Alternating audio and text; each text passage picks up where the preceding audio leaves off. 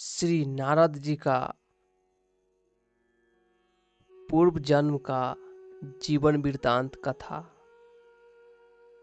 सुनाता हूँ, जो नारद जी अपने मुख से श्री व्यास जी के पूछने पर बताते हैं।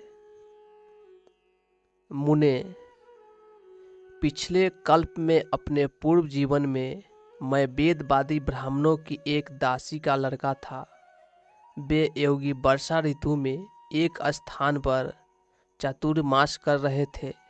बचपन में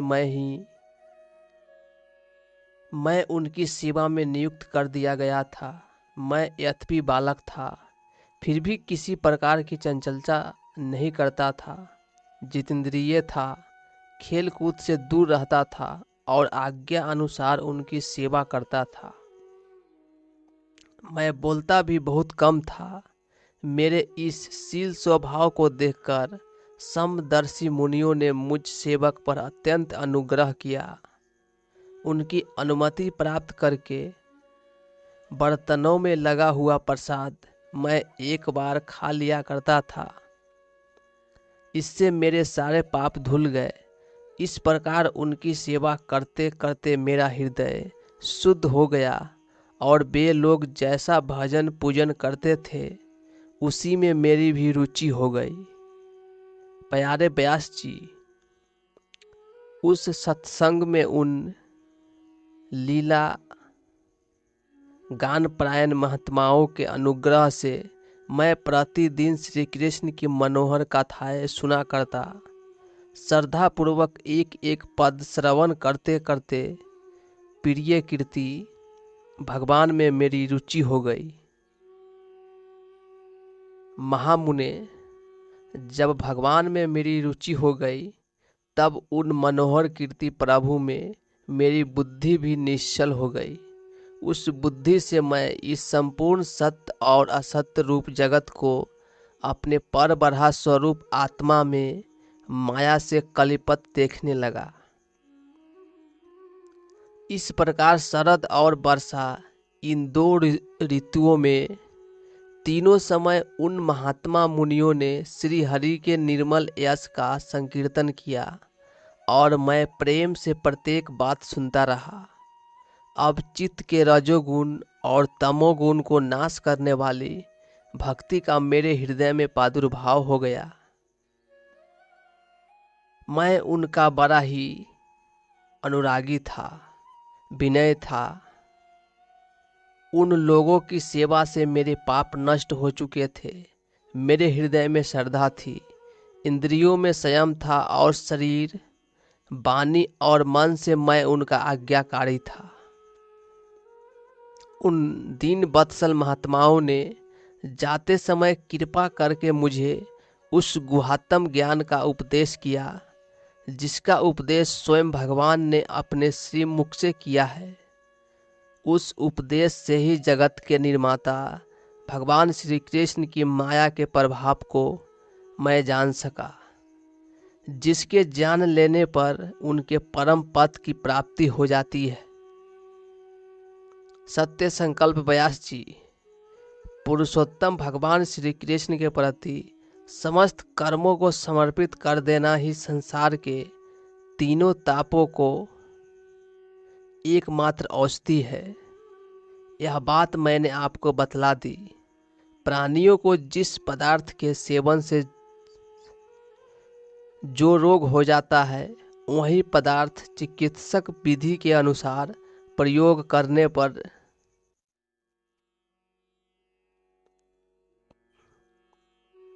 क्या उस रोग को दूर नहीं करता। इसी प्रकार यद्यपि सभी कर्म मनुष्यों को जन्म मृत्यु रूप संसार के चक्र में डालने वाले हैं, यद्यपि जब वे भगवान को समर्पित कर दिए जाते हैं तब उनका कर्मपना ही नष्ट हो जाता है। इस लोक में जो शास्त्र विहित कर्म भगवान की प्रसन्नता के लिए किए जाते हैं उन्हीं से पराभक्ति युक्त ज्ञान की प्राप्ति होती है। उस भगवत दर्थ कर्म के मार्ग में भगवान के आज्ञा अनुसार आचरण करते हुए लोग बार बार भगवान श्री कृष्ण के गुण और नामों का कीर्तन तथा स्मरण करते हैं। प्रभु, आप भगवान श्री वासुदेव को नमस्कार है। हम आपका ध्यान करते हैं। प्रमुग्न, अनिरुद्ध और सकर्षण को भी नमस्कार है।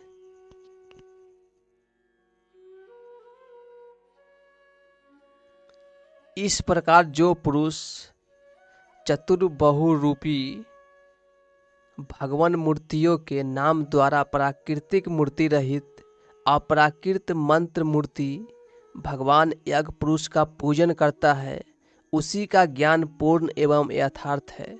ब्राह्मण, जब मैंने भगवान की आज्ञा का इस प्रकार पालन किया, तब इस बात को जानकर भगवान श्री कृष्ण ने मुझे आत्मज्ञान, ऐश्वर्य और अपनी भाव रूपा प्रेमा भक्ति का दान किया। व्यास जी, आपका ज्ञान पूर्ण है।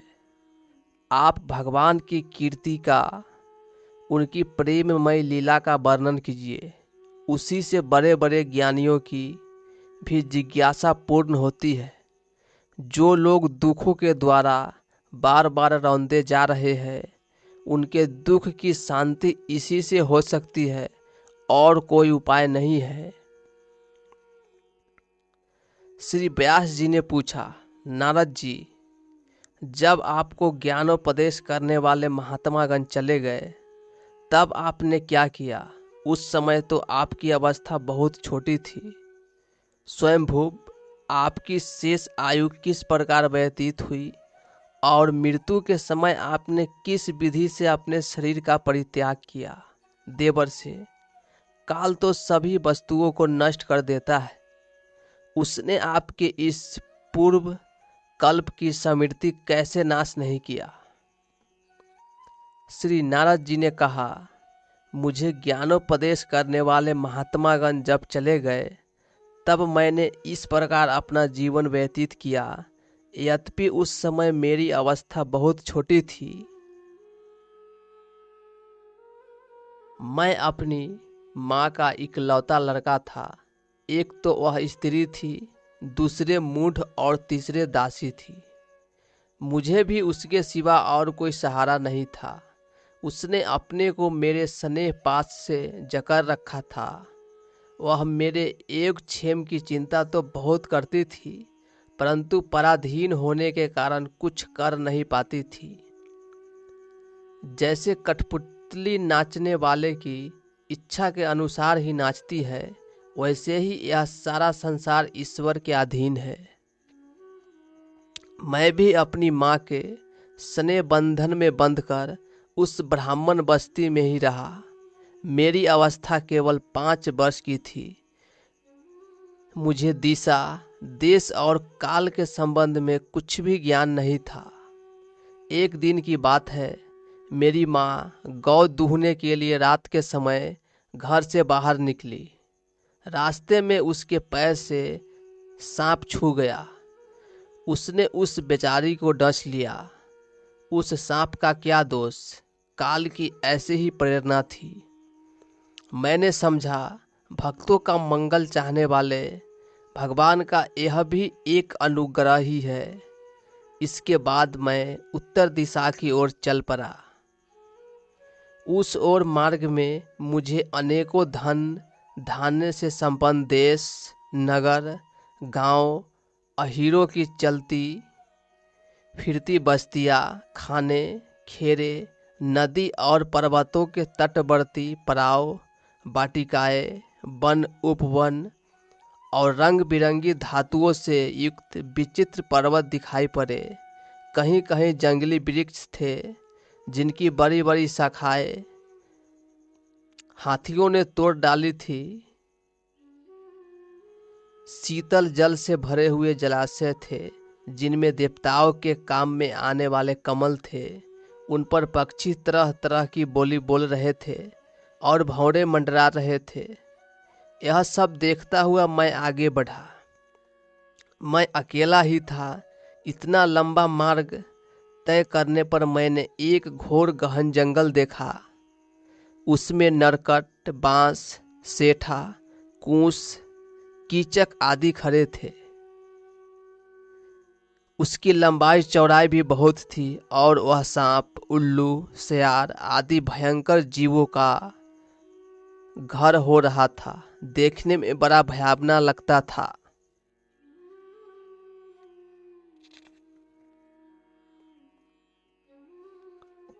चलते चलते मेरा शरीर और इंद्रियां शिथिल हो गई।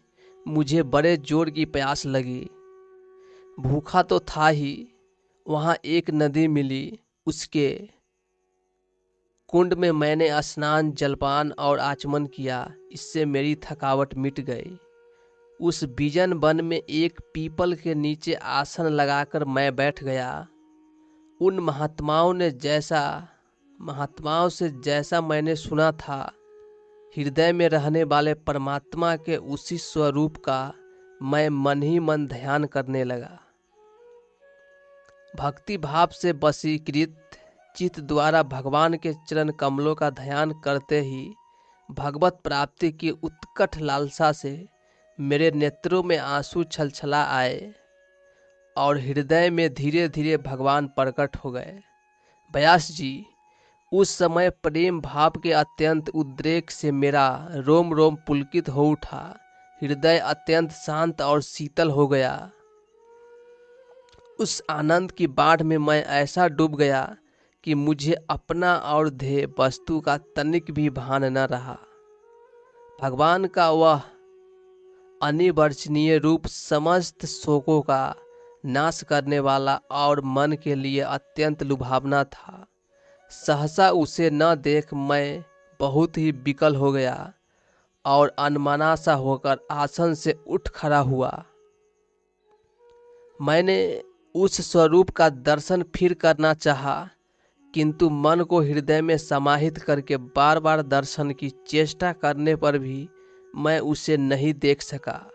मैं अतृप्त के समान आतुर हो उठा। इस प्रकार निर्जन वन में मुझे प्रयत्न करते देख स्वयं भगवान ने, जो वाणी के विषय नहीं है, बड़ी गंभीर और मधुर वाणी से मेरे शोक को शांत करते हुए से कहा, खेद है कि इस जन्म में तुम मेरा दर्शन नहीं कर सकोगे।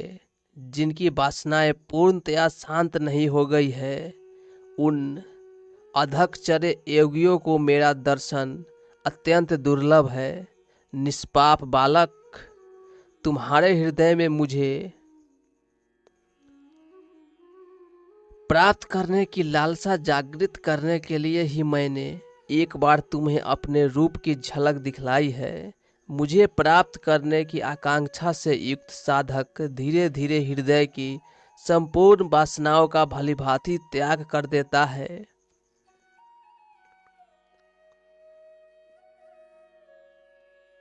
अल्पकालीन संत सेवा से ही तुम्हारी चित्तवृत्ति मुझ में स्थिर हो गई है।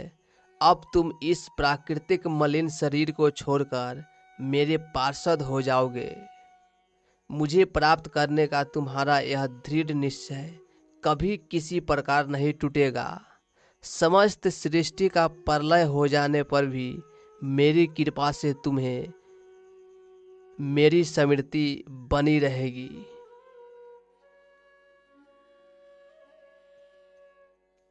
आकाश के समान व्यक्त सर्वशक्तिमान महान परमात्मा इतना कहकर चुप हो रहे। उनके इस कृपा का अनुभव करके मैंने उन श्रेष्ठों से भी श्रेष्ठतर भगवान को सिर झुकाकर प्रणाम किया। तभी से मैं लज्जा संकोच छोड़कर भगवान के अत्यंत रहस्यमय और मंगलमय मधुर नामों और लीलाओं का कीर्तन और स्मरण करने लगा।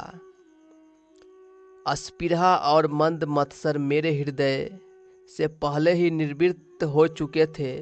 अब मैं आनंद से काल की प्रतीक्षा करता हुआ पृथ्वी पर विचरण करने लगा। व्यास जी, इस प्रकार भगवान की कृपा से मेरा हृदय शुद्ध हो गया, आसक्ति मिट गई और मैं श्री कृष्ण परायण हो गया।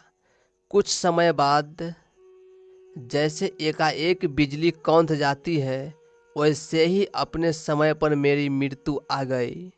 मुझे शुद्ध भगवत पार्षद शरीर प्राप्त होने का अवसर आने पर प्रारब्ध कर्म समाप्त हो जाने के कारण पंच भौतिक शरीर नष्ट हो गया।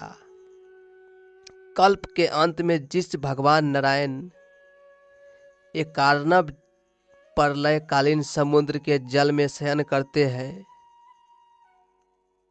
उस समय उनके हृदय में शयन करने की इच्छा से इस सारी सृष्टि को समेटकर ब्रह्मा जी जब प्रवेश करने लगे, तब उनके श्वास से के साथ मैं भी उनके हृदय में प्रवेश कर गया। एक सहस्त्र चतुर्युग बीत जाने पर जब ब्रह्मा जगे और उन्होंने सृष्टि करने की इच्छा की, तब उनकी इंद्रियों से मरीचि आदि ऋषियों के साथ मैं भी प्रकट हो गया।